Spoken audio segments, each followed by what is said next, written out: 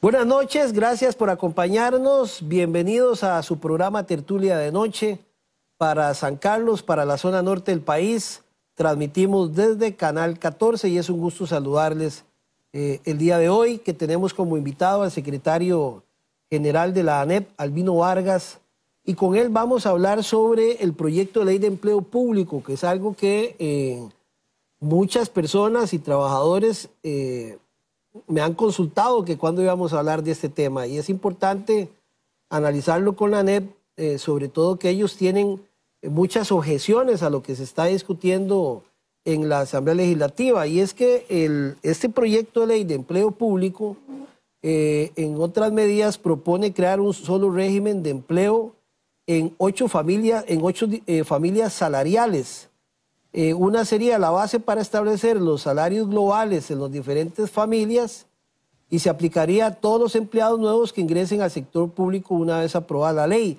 Pero hay diputados como por ejemplo Luis Fernando Chacón, del Partido de Liberación Nacional, que propone que cobije a los nuevos trabajadores públicos para no pagar indemnizaciones y lesiones por derechos adquiridos, mientras que en la unidad también se propone que cobije a los actuales, ¿verdad? Según algunos reportes, y ahora nos va a aclarar este tema Albino, el gobierno dice que ellos pagan 2.6 billones de colones en salarios, de los cuales 1.1 billones son por pluses e incentivos. Y se establece además, entre otras cosas, topes de vacaciones para 20 días. No sería el servicio civil el responsable, sino el Ministerio de Planificación, que es algo muy interesante, que el servicio civil también está haciendo objeciones en alguna medida. Propone estímulo salarial por su desempeño y por 2 calificaciones malas el Estado podría despedir al trabajador. Bueno, ahora vamos a ver cómo lo irían a hacer.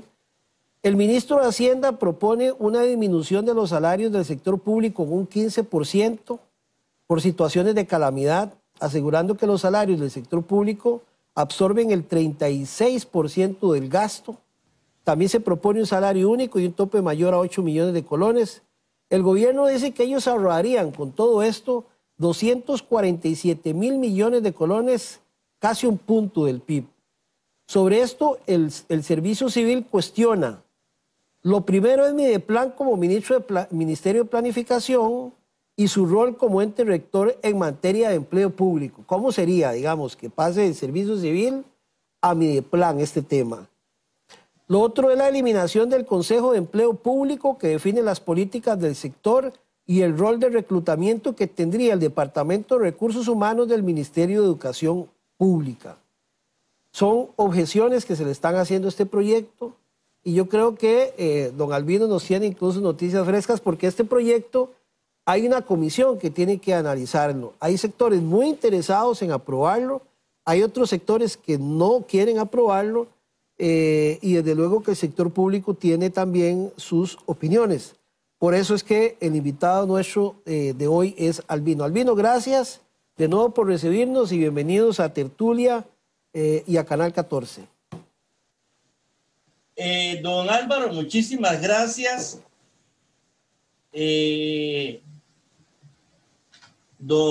Muchísimas gracias en Tertulia de Noche. Y a todo el pueblo de San Carlos, mis respetos, mi admiración por la lucha que dieron o que siguen dando, ¿verdad? Y muy contentos porque ANEP y particularmente mi persona nos hicimos de muchas amistades de la zona norte con ocasión del movimiento de rescate nacional, ¿verdad? Estamos muy contentos y queremos profundizar esa relación con las fuerzas vivas, las fuerzas sanas de la comunidad sancarleña. La octava provincia del país, como gustan decir ustedes. Eso dicen. Sí. Bueno, mire, el proyecto de empleo público es una de las más acariciadas tesis de políticas de una nueva de los abanderados de una nueva reestructuración de la sociedad con base únicamente en el mercado, en las fuerzas del mercado, llevándonos hacia la reducción al mínimo del papel del Estado en la sociedad. Es un proyecto profundamente ideológico, ¿verdad? Es un proyecto ideológico va en la línea del combo fiscal del 2018, que ya tocó unas primeras garantías laborales y salariales del empleo público. Va en la línea de aumentar la jornada histórica de las 8 horas a 12 horas. Va en la línea de la supresión del derecho constitucional de huelga, que ya ocurrió, ¿verdad? La ley antihuelgas, la ley de Carlos Ricardo, de Yorleni León, de Víctor Morales Mora, del PAC, y va en la línea de también acabar con la organización sindical, la negociación colectiva, el salario escolar y la rebaja salarial. Ya lo que estoy diciendo, don Álvaro, de este proyecto de ley se va a derivar la eliminación de la negociación colectiva en el sector público. De este proyecto se va a derivar la desaparición del salario escolar. De este proyecto se va a posibilitar, en fecha próxima, diría yo, la reducción salarial en el sector público de hasta un 15%, que es el cheque en blanco que el proyecto le da al ministro de Hacienda para alegar calamidad fiscal, y entonces rebajarle a todo el mundo los salarios en un 15%. Es decir, este proyecto tiene un mar de fondo, desde el punto de vista de los derechos laborales, económicos, salariales de las personas trabajadoras del sector público, digamos, en el día a día de una persona empleada estatal. Pero tiene una profundidad. Tiene una profundidad que es la aspiración de un Estado centralista. Ojo con esto. Un Estado centralista que era el tipo de Estado que había aquí antes de la Revolución de 1948. ¿Verdad? Antes de 1948, Costa Rica lo que tenía era un Estado central, vertical, ¿verdad? Un Estado muy permeado por los movimientos partidarios de turno, según las elecciones, ¿verdad? Entonces nosotros teníamos un Estado sumamente clientelar. Por eso las personas constituyentes de 1949, los que diseñaron la Carta Magna que todavía nos rige, que por cierto acaba de cumplir 71 años de edad, porque la Constitución actual salió a la vida jurídica del país un 7 de noviembre de 1949, ¿verdad?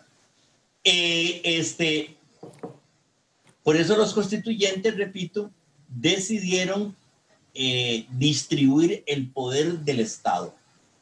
Decidieron distribuir el poder del Estado en diferentes sistemas institucionales. El municipal, el del propiamente gobierno central, las autonomías de orden constitucional, como las de la Caja, como las de las universidades públicas, crear las instituciones autónomas y semiautónomas, las empresas públicas, ¿verdad? Porque esos constituyentes decidieron que era muy peligroso, lo demostró que era muy peligroso para la paz, la estabilidad y la democracia misma, un Estado centralista, un Estado todopoderoso, un Estado casi que verticalista.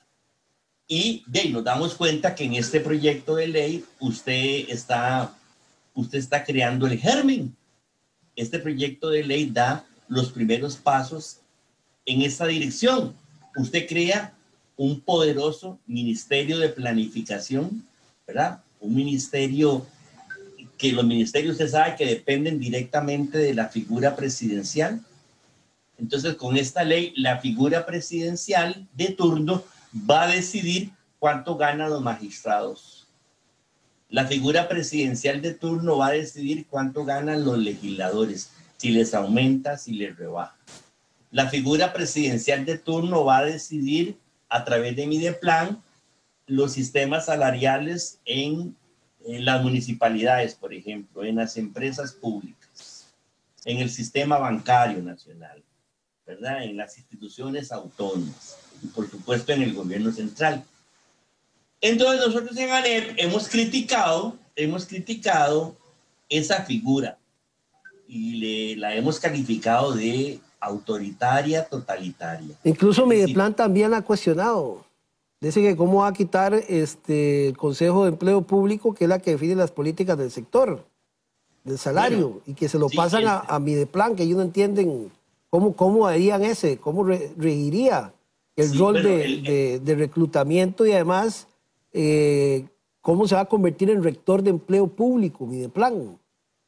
Vea, es muy interesante, digamos, la Dirección General del Servicio Civil, vea, no la eliminaron del todo porque era demasiado color. La departamentalizan, la convierten en un departamento de Mideplan, ¿verdad? Pero la política de selección, de reclutamiento, de nombramiento, será Mideplan el que dé la orden final.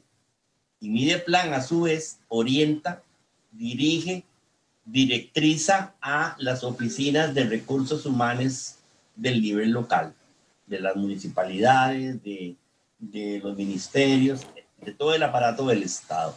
Con esto quiero decir que de ahí, el empleo público del futuro, y ya ese futuro llegó, el empleo público del futuro va a tener un carácter marcadamente partidista. Sinceramente, yo estoy convencido de que será así.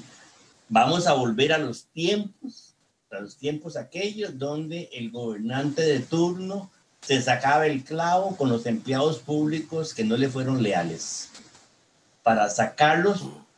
Recuerde que la flexibilidad del empleo es facilísima, como el del despido es facilísima, ¿verdad? Basta que usted tenga 2 calificaciones negativas consecutivas este año y el siguiente, menores al 70, para que se le despida a usted sin un 5, sin responsabilidad patronal, Entonces, usted queda electo de presidente, usted me manda a mí a tal jerarquía y de una vez me da la directriz de limpiar de no partidarios esa instancia, ese departamento. Albino, y entonces, perdón, me va a ser muy difícil defenderme a mí, subalterno suyo, de que usted no me haga una evaluación del desempeño subjetiva que me deje en total estado de indefensión, que me deje totalmente indefenso. Esa es la barbaridad, una de las cosas de fondo que están haciendo con este proyecto de ley. Hay he escuchado 2 tesis de personas sobre este tema. Uno es que los trabajadores nuevos públicos dicen que el único salario o establecerse un salario único les favorece a ellos, ¿verdad? Sobre todo dependiendo de los niveles en que están, si es técnicos o profesionales. Eso es uno. Y la otra es que parte de la discusión política o legislativa es que dentro de toda la estructura salarial que paga el Estado, un poquito menos del 50% se van en pluses.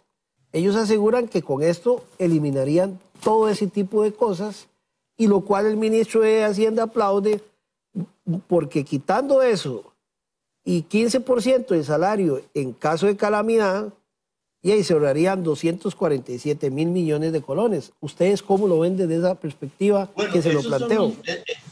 Esos son los números que ellos hacen precisamente combinando todas esas variables, ¿verdad? La reducción del 15% en el salario de cada persona trabajadora, la aplicación del salario del salario global en salarios de cierto nivel hacia arriba, ¿verdad? Y efectivamente, si yo tengo un nivel salarial bajo, a mí me suena como música en mis oídos que yo voy a ganar más. Lo que pasa es que la palabra competitiva, que mi salario va a ser competitivo al sector privado, por Dios, ¿cuál es el nivel salarial en el sector privado en los niveles técnicos hacia abajo? No son salarios holgados, ¿verdad? Es decir, entonces ahí va a haber un problema serio porque a lo mejor mi aspiración de que yo creía que con el salario global mío yo iba a ganar tanto como el sector privado, a lo mejor voy a descubrir que aún con mi salario global se gana menos en el sector privado en la actividad que yo hago. Allí hay algo tramposo. Pero además también en algunas disciplinas, en algunas categorías ocupacionales, llevarlas al nivel del sector privado sería contraproducente. Sería contraproducente para el mismo objetivo que persiguen de sanear las finanzas públicas. Hago un ejemplo. Yo voy a convertir a Álvaro, usted, en un técnico de laboratorio que en el Ministerio de Salud tiene cierto salario, pero que en una clínica privada a lo mejor tiene mejor salario, ¿verdad? Entonces yo de porrazo le voy a tener que aumentar a usted 100,000 o 150,000 pesos. ¿Cuántos de usted van a estar en esa condición? 10, 100, 1,000, 2,000, 3,000, siguiendo esa lógica, ¿verdad? Entonces, de un pronto a otro, yo Estado me voy a encontrar contra la pared desde el punto de vista que voy a tener que hacer una erogación fiscal donde no tengo plata. Porque le prometí a usted 100,000 pesos de aumento de un solo tiro, para que usted se pasara al salario global. ¿Verdad? Cuando a la mayoría del departamento se les congela el salario, se les va a congelar el salario hasta que tengan alcancen el nivel del sector privado. Es decir, lo que queda al descubierto es que hay mucha improvisación, muy poco estudio técnico. ¿Qué pasaría con el caso de las universidades, Albino?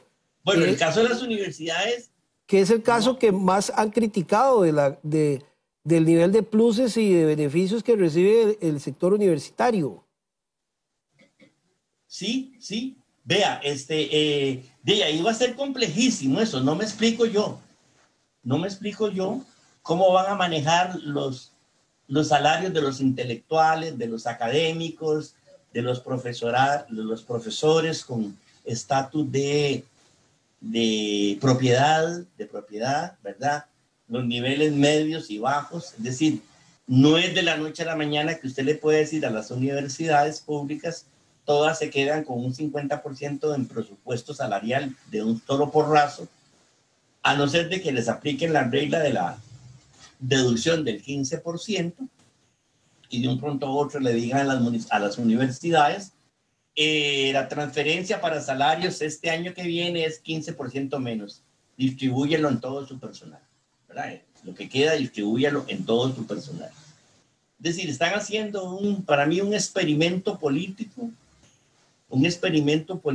muy delicado, muy provocador, muy incierto, sin hablar ya, porque es otra página, sin hablar ya de lo que representa este proyecto de ley desde el punto de vista del régimen jurídico institucional todavía vigente, derivado de la Constitución Política de 1949, la jurisprudencia acumulada a lo largo de 70 años de Constitución Política y además el cruce de este sistema jurídico de derechos en el sector público con los tratados internacionales del país, tanto a nivel de la OIT, todavía más a nivel de los tratados internacionales de derechos humanos. Es decir, aquí estos irresponsables señores que votaron este proyecto de ley, para mí, no tienen claras las dimensiones de lo que pueden estar haciéndole en perjuicio del país. Albino, ¿y cómo sería un salario global? Es que, digamos, yo no sé si tienen claro eso, porque uno escucha nada más en la propuesta de hablar de salario global. ¿Pero qué es? Y un salario de tope, que no puede ganar, creo que más de 8 millones, no sé si todavía está eso. ¿Será que todos los trabajadores públicos ganen igual o es por categorías? Porque no está Bueno, yo me muy imagino claro. que ellos, como ellos hablaron de familias, dentro de las mismas familias establecerán 8 una familias escala. de salarios. 8 familias, entre las 8 familias se establecerán una escala, ¿verdad? Una escala, ahí, qué sé yo, la familia, creo que hay una de servicios municipales, ¿verdad? No sé, hay otra de, no sé si de cuerpos policiales, en fin, Médicos, me imagino. perdón. Otros para los médicos, los educadores, los Sí, trabajadores sí. universitarios. Y entonces, lo que tenemos es un gran signo de interrogación, una gran incertidumbre. Sinceramente, repito, aquí hay un experimento en desarrollo. Pero eso que lo copian de otro país, o dónde inventan estas cosas, o quién llega con eso a la asamblea a decir, vea, esto es lo que hay que resolverlo para mejorar las finanzas públicas y evitar que el presupuesto siga aumentando y evitar beneficios y gollerías, todo el discurso que hay sobre ese tema. Sí, es que para hablar de empleo público usted no puede hacer esas generalizaciones. Siempre he dicho, cada vez que hemos podido entrar en esta discusión, Claro. sí, siempre le he dicho a los interlocutores de cuál empleo público quieren hablar, ¿verdad? Sí. ¿De cuál empleo público? De los gerentes bancarios, de los magistrados, de la Asamblea Legislativa, de los barredores de calle, de los recolectores de basura, las maestras, las señoras de los Ensinai, los asistentes de pacientes en la caja, las especialidades médicas, los bomberos, etcétera. ¿Me entiende? La multiplicidad de ocupaciones, servicios, gremios que hay en el sector público. Recuerde que aquí hubo un Estado social, todavía hay un Estado social, proveedor de servicios que trató de integrar a la población, promoción del bien común. Se generaron cosas, estamos claros, ¿verdad?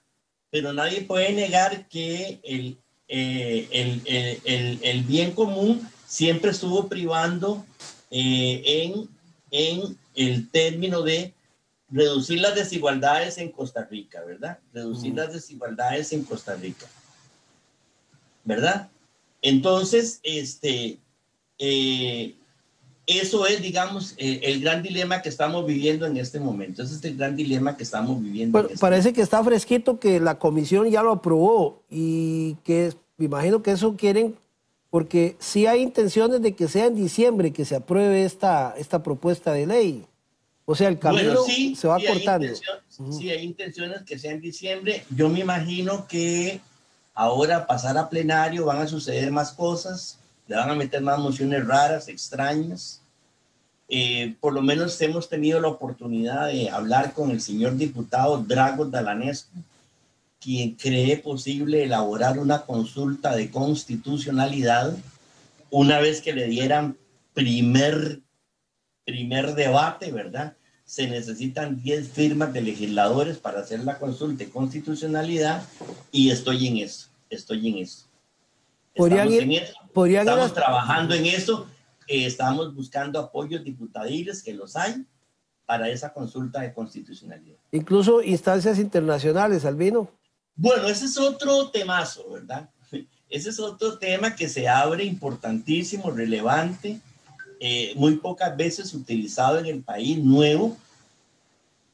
Apenas estamos conociéndolo, muchos desconocen, ¿verdad? Pero es una cosa que va a ir a parar a, digamos, el sistema jurídico del Sistema Interamericano de Derechos Humanos, por un lado. Por otro, al sistema jurídico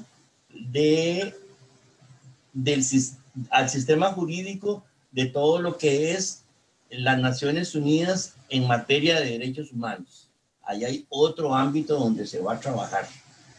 También se va a trabajar en el ámbito de el Tratado de Estados Unidos con Centroamérica, en el capítulo de Costa Rica, todo lo que tiene que ver la sección laboral, ¿verdad? Incluso hoy, en este día, tuvimos una conversación al respecto y es posible también que o vamos a revisar bastante los contenidos de los compromisos del país para meterse a la Organización para la Cooperación y el Desarrollo Económico OCDE, la OCDE, ¿verdad? Entonces sí, don Álvaro, va a usted tener, y todos los que les gusta estar informados de las cosas que se producen en ANEP, muchísima información al respecto, ¿verdad? Porque sí, vamos a ir a escenarios internacionales. Ahora, muy consolidados y con asesoría especializada, por supuesto. Antes de ir al corte, después de la aprobación en comisión, ya ustedes van a preparar esa firma, buscar esos 10 diputados para hacer la consulta constitucional en el momento que llega al plenario. ¿Seguiría el paso a seguir?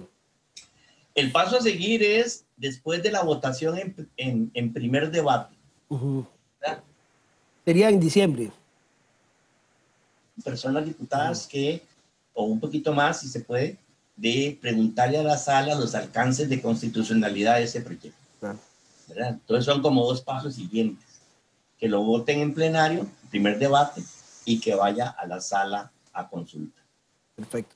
Albino, quédese ahí porque vamos a ir a una pausa comercial y ya vamos a regresar para continuar hablando con usted, porque nos interesa también hablar un poco de la coyuntura país en que estamos en estos momentos, que parte de este proyecto entra dentro de esta coyuntura, y nos interesa ver también desde el punto de vista sindical de la ANEP, cómo está percibiendo todo este tema de diálogos del presidente, lo que ha pasado con Rescate Nacional, en fin, el tema del Fondo Monetario, que son temas que también están aún sobre el tapete de la discusión nacional, y que bueno, todos estamos a la espera, independientemente de lo que pase. Otro anuncio importante del presidente: cómo vamos a sacar a este país adelante desde el punto de vista económico, de la reactivación del empleo, de mejores condiciones para el sector de educación. En fin, son temas importantes que vamos a conversar con Albino después de la pausa comercial. Recuerden, estamos en Tertulia Anoche, ya regresamos.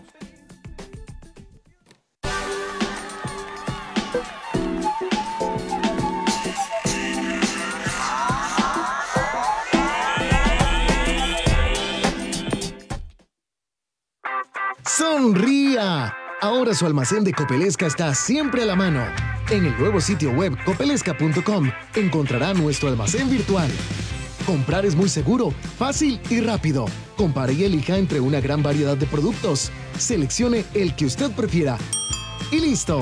Retire su compra en el almacén más cercano o recíbala en la puerta de su casa. Nuevo almacén virtual de Copelesca. Todo es más fácil y seguro. Copelesca.com. ¡Sonría! Su historia, su gente, sus tradiciones. Sarapiquí está de fiesta. Este 18 de noviembre a partir de las 10 de la mañana, acompáñenos a vivir un momento histórico desde la Municipalidad de Sarapiquí. Disfrute en vivo de la ceremonia de sesión extraordinaria en carácter de solemne del Consejo Municipal del Cantón por su 50 aniversario.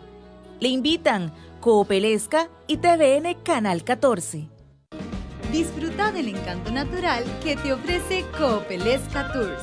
Vení a aventurarte a visitar la espectacular Laguna Pozo Verde con el tour Montaña Sagrada y descubrí las maravillas que ofrece este bosque nuboso. Conoce acerca de la producción de energía hidroeléctrica en el tour de energías renovables. Y no te perdas la oportunidad de dejar tu huella positiva en el ambiente con el tour de carbono. Con Coopelesca Tours, disfruta del contacto con la naturaleza. Más información.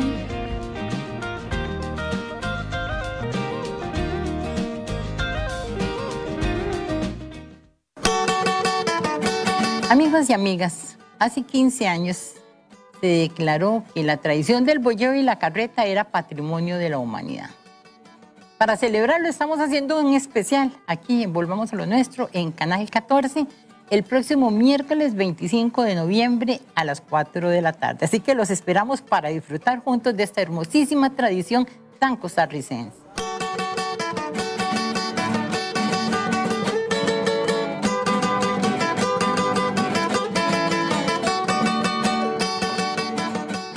Es hora de aprovechar.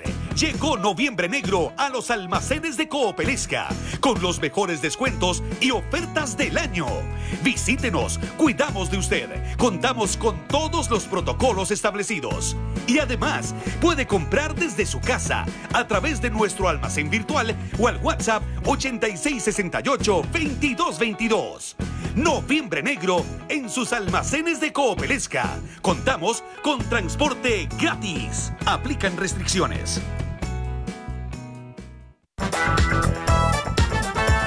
Esta semana en su programa Estación 14 tendremos un programa muy especial en el marco de los 50 años del Cantón de Sarapiquí. Entonces vea qué curioso, más bien fue por insistencia de uno de los candidatos que creía que iba a ganar. Y fue todo como decimos un poco en el argot de ahí, politiquillo del barrio, ¿verdad? Y fue puro chancleteo, ¿verdad? Pues no había nada, entonces era como a pata y en bicicleta y en moto, ¿verdad? Cuando ya se mete, se involucra, va viendo las obras, ve las proyecciones, ve que hay gente muy linda realmente. Hay de todo en la viña del Señor, ¿verdad? Acompáñenos y conozca la historia de don Pedro Rojas, alcalde de Sarapiquí. Los esperamos.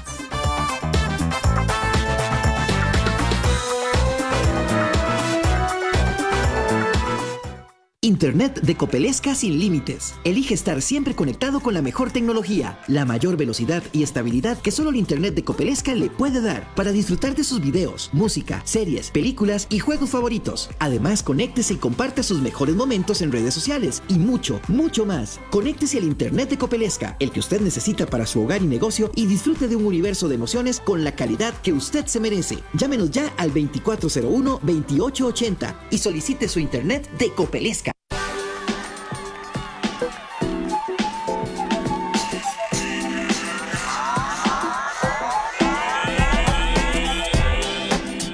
Bien, continuamos compartiendo con Albino Vargas, secretario general de la ALEP, en esta tertulia de anoche.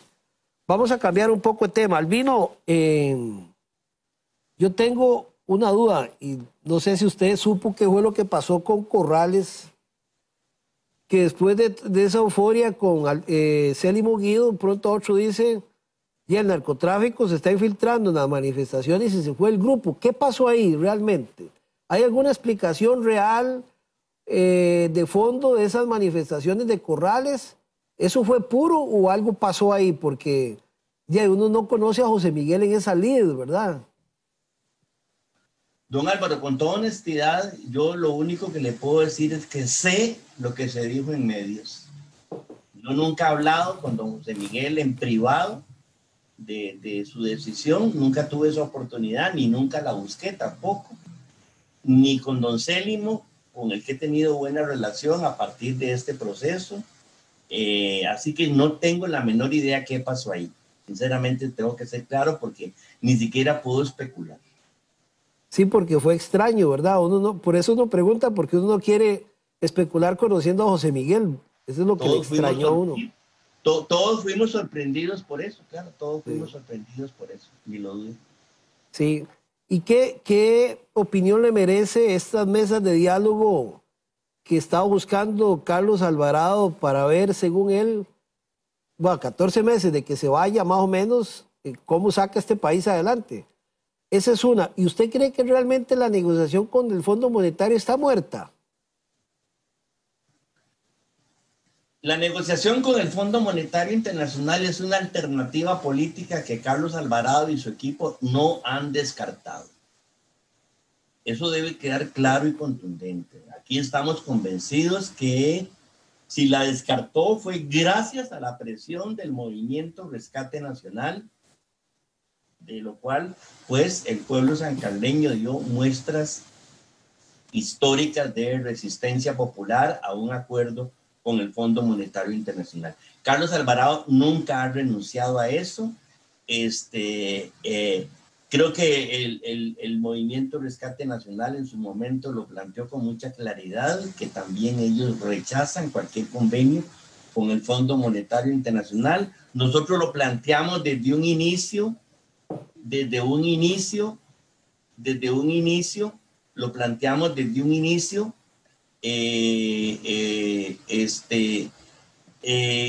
que Costa Rica no ocupa un convenio con el Fondo Monetario Internacional. No ocupa un convenio con el Fondo Monetario Internacional. ¿verdad? Entonces, me parece a mí que Carlos Alvarado lo que está haciendo es como buscando una base social que le dé sustento a una nueva definición de contenidos de su paquete de impuestos. Y aquí trabajamos con que siempre él va a plantear un paquete de impuestos, ¿verdad? Entonces, como eso nunca quedó claro, entre otras eso cosas... no lo vamos a quitar de encima. Si eso es lo que anda buscando Alvarado, independientemente de otras acciones, él va siempre a meter impuestos. Sí, bueno, si el pueblo se deja, ¿verdad? Porque esa es una, sí. Esa es una, si el pueblo se deja. Recuerde que mucha gente, y no necesariamente sindical, planteó alternativas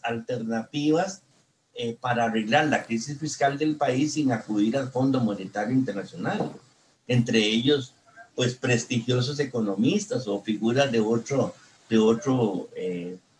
partidos, de otros colores políticos, ideológicos, ¿verdad? Lo que pasa es que nosotros creemos que sí, que la economía, la visión económica que impera en el gobierno de Carlos Alvarado es tan neoliberal como la que había en el gobierno de Oscar Arias, en el gobierno de Laura, en el gobierno de Guillermo. Siempre ha sido el mismo grupo hegemónico que ha venido controlando, ha tenido la sartén por el mango de la política económica y fiscal de los países, de nuestro país, sin que le importe quién está en la presidencia de la República o quienes estén en el Parlamento. Yo lo que no sé es qué puede lograr Carlos Alvarado con esas mesas cada vez menos representativas, porque mucha gente no quiere participar y sectores con buena representación. Y solo otro que yo critico mucho es que manda a sus propios vicepresidentes y primeras damas y ministros a tratar de liderar mesas territoriales. Como que la credibilidad en eso se ha perdido. Sí, digamos, el gobierno tiene como dos ámbitos del famoso diálogo, ¿verdad? El ámbito local o territorial, donde creo que no les ha ido muy bien, y el ámbito, digamos, de orden nacional, con una serie de sectores, pero otros no, ¿verdad? Otros estamos en la Asamblea del Banco Popular y Desarrollo Comunal, ¿verdad? Ahí estamos y ahí... Pues en el diálogo multisectorial. El foro multisectorial de diálogo nacional, nosotros entregamos ahí una propuesta, nosotros entregamos ahí al foro un compendio de las propuestas hechas y realizadas por y desde la ANEP en los últimos años, pero sí, me parece que el tema de Alvarado no ha llegado a los temas sensibles, ¿verdad? Ahí tienen, pues, venta de activos. Yo no sé qué acuerdo puede haber en venta de activos, ¿verdad? O qué acuerdos puede haber en materia de impuestos, si este pueblo rechaza los impuestos mayoritariamente, ¿verdad? Los cambios en materia de impuestos son por otro lado, son por el lado, bien sabemos, ¿verdad? De los que van, eluden, defraudan, tienen la plata en paraísos fiscales, todo lo que ya está diagnosticado, de el por qué llegamos a este punto en materia fiscal en Costa Rica, de llegar así a casi que dicen que al borde del precipicio. Bueno, yo creo que a Alvarado no le va a alcanzar el tiempo para, digamos, casi que solamente como para escuchar algunos planteamientos e ir presentando algunas propuestas en materia de impuestos. No veo consenso en el plenario. Y sobre todo llega en un momento, quizás porque esa es la Asamblea Legislativa, si le va a corresponder analizar o no más impuestos, donde ya entremos en el juego de los, digamos, de los partidos políticos que comienzan a generar sus propias actividades internas de cara a una próxima elección.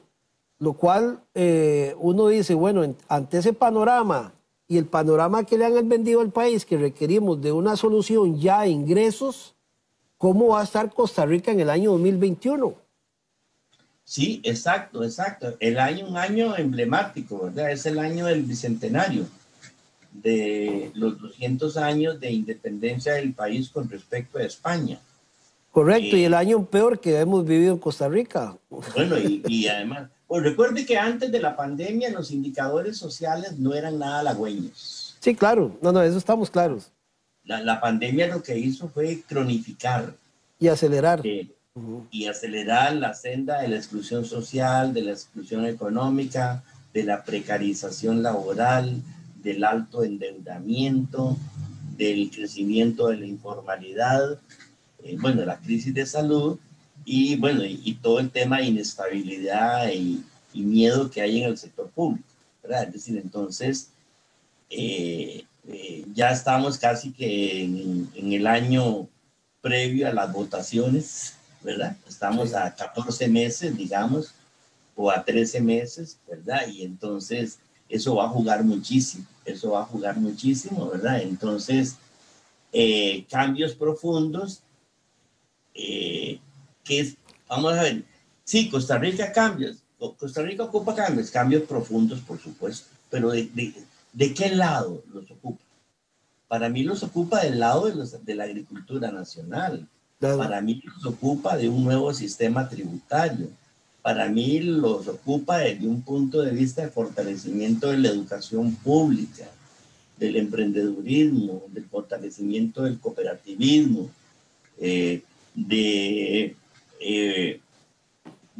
una estructura tributiva que empiece a viajar de lo regresivo a lo progresivo, de revisar todas las leyes de exenciones y exoneraciones, ¿verdad? Es decir, para mí ese es el cambio profundo que ocupa el país. Y sí, los cambios en empleo público que sea necesario hacer, pero no con la óptica de esta gente que vota el proyecto contra toda racionalidad, contra toda argumentación jurídica de peso, incluso, como ha quedado claro, hasta contra su misma concepción de reajuste fiscal, ¿verdad? Entonces, ponerse de acuerdo en eso no lo veo factible, más bien lo que yo veo es, pese a la pandemia y pese a la ley contra las huelgas, de conflictividad social. Claro. En esta recta final, Albino, usted como líder sindical de cara a una elección, ¿qué partido político ve surgiendo? Porque oye, estamos a poco tiempo, ¿verdad? Ves a una unidad de liberación, la unidad habla de pacto entre partidos, digamos, políticamente ustedes desde luego que se alejan de eso, pero es una realidad que vamos a tener que vivir. ¿Qué ve usted de cara a las elecciones? ¿O un loco eligiéndose presidente en Costa Rica? Bueno, mire, vamos a ver, esas, digamos, para una organización como ANEP es muy delicado, digamos, emitir opiniones en tal sentido con respecto a una bandería política. Y uno que tiene la honrosa posición de secretario general todavía peor. Es que a mí me parece que hay valores eternos en esta sociedad que han sido olvidados. Y la colectividad partidaria que los recoja y que está dispuesto a honrarlos de verdad, podría merecer el beneplácito de la ciudadanía o mayoritariamente, ¿verdad? Es decir, si va a haber muchos partidos compitiendo, por ejemplo, a mí como elector, me gustaría saber con quién va a gobernar usted, don Álvaro.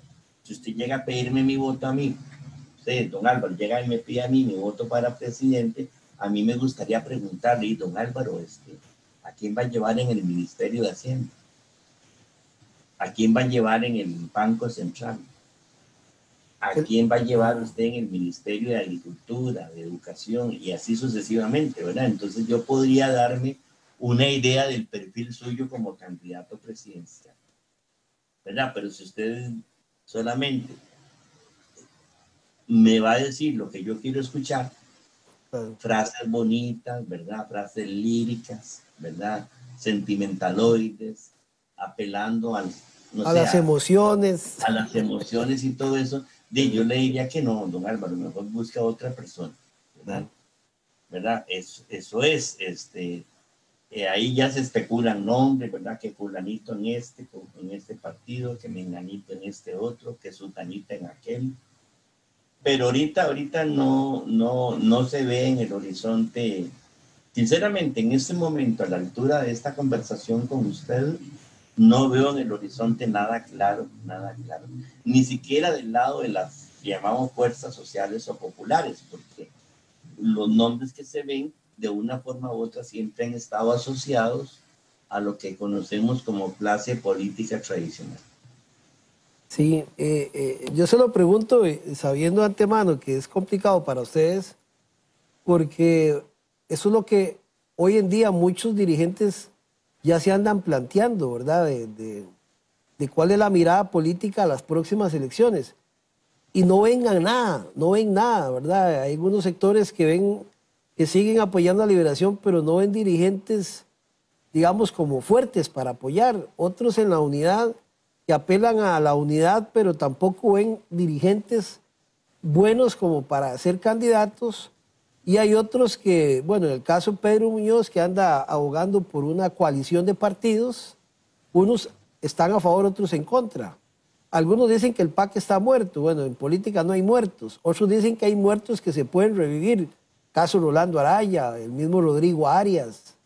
En fin, la verdad es que uno no sabe si en este próximo electorado o los costarricenses más jóvenes estarán percibiendo de todo esto y de quién puede gobernar Costa Rica. Si Figueres, si la vieja tradición, la vieja guardia política, o tendrá que haber dirigentes nuevos en ese sentido. Sí, es una buena interrogante reflexiva que usted plantea, ¿verdad? Es decir, se oyen los nombres de figuras ya conocidas, se oyen los nombres de figuras nuevas, entre comillas, ¿verdad? Pero que son figuras que de una forma u otra han estado conectadas con la política en los últimos años, ¿verdad? No veo por ningún lado lo que llamaríamos, o en otros países llaman un outsider con ímpetu, ¿verdad? Un outsider que aparezca ahí con ímpetu, con voluntad férrea, que concite, que enamore, que alimente los sueños.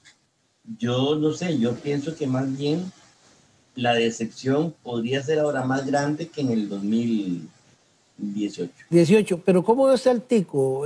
Porque uno ve a los políticos, pero a los ticos también, si les está importando un carajo, vamos a tener una elección polarizada como la anterior, porque es muy peligroso lo que esté percibiendo el tico en ese sentido. Sí, vamos a ver, ahorita la gran preocupación es cómo subsisto. Sí, es cómo, claro. ¿Cómo? La gran preocupación es si mañana tendré empleo. La gran preocupación es cómo salgo de las deudas o cómo las abono. La gran preocupación es los chiquillos, los huilas, el futuro de los huilas, ¿verdad? Entonces, ese conjunto de preocupaciones está marcando, digamos, para mí una tendencia a considerar el próximo proceso electoral en ese marco, ¿verdad? Y la frase, todos son lo mismo, pudiera posicionarse con fuerza, ¿verdad? A partir de lo que estamos viviendo. Y si hay una percepción ciudadana que el ajuste fiscal de los últimos tiempos lo hizo Liberación, lo hizo la Unidad y lo hizo el PAC, todos junticos, costará mucho discriminar, ¿verdad? Si la novedad que fue el partido religioso, que luego se dividió, también ahí podría haber una interrogante a consumirlo como más de lo mismo, claro, ¿verdad? Entonces, y la competencia podría estar muy fuerte, muy dura, muy densa, pero también podría ser una competencia que no enamore a grandes multitudes. Claro. Bueno, Albino, yo le agradezco mucho. Se quedan temas que hablar. Yo, digamos, no sé al final si el tema rescate nacional se resolvió o no se resolvió por parte del gobierno, ¿verdad? Porque se hablaban de reuniones. De reuniones, no sé si se lograron consolidar al final. Mira, no sé, ahorita no estoy enterado. Creo que no. Sí, un poco extraño, ¿va? Que el presidente contra quienes realmente tienen sus observaciones sean los que no quiera escuchar. Me parece un poco raro, pero... Sí. No, lo importante es que tuvieron que reconocer que el movimiento Rescate Nacional existe, ¿verdad? Exacto, sí. Que es lo que no querían hacer. Legitimar. Nos hicieron vivir todo lo que se vivió yo podría decir que hasta innecesariamente, porque al final terminan reconociéndole, ¿verdad? Claro. Ahora, el reconocimiento práctico de esa realidad política que es Rescate Nacional, ya son otros 100 pesos. Sí. Son otros 100 pesos, ¿verdad? Y entonces, pues la ANEP no está en la dirección de rescate, como usted bien sabe. Nosotros respaldamos esa causa, la vimos justa, la vimos relevante, seguimos, digamos, respaldándole, pero ya en las decisiones cotidianas de ellos todavía no estamos al tanto. Sí, habría que ver si Célimo quiere convertir esa fuerza en un partido político, ¿verdad? No sé, no, sí. no. Habría que hablarse con él. Nunca le escuché nada en eso. Sí. Bueno, habría que esperar el tiempo a ver qué va a decir. Sí, bueno, Albino, muchas gracias y vamos a estar pendientes qué va a pasar con el tema de la ley de empleo público, porque es algo que definitivamente algunos sectores están poco preocupados sobre qué vaya a salir de esa discusión poco conocida en esos temas en el Congreso Legislativo. Pura vida, perfecto. Y sí, habrá que estar pendiente en el día a día, no tenemos otra alternativa. Bien, Albino, muchas gracias. Muchas gracias a usted. Gracias por recibirnos y gracias por permitirnos conversar para la zona norte del país de estos temas que siempre es importante escuchar a la NEP. Y muchísimas gracias a su público, muy amable. Que pase una feliz tarde. Igual. A ustedes también por habernos acompañado, muchísimas gracias por estar en Tertulia de Noche. Nos esperamos la próxima semana, como siempre. Recuerde, Tertulia son los miércoles a las 9 y se repite los domingos a las 6 de la tarde. Chao, nos vemos la próxima semana. Que la pasen bien.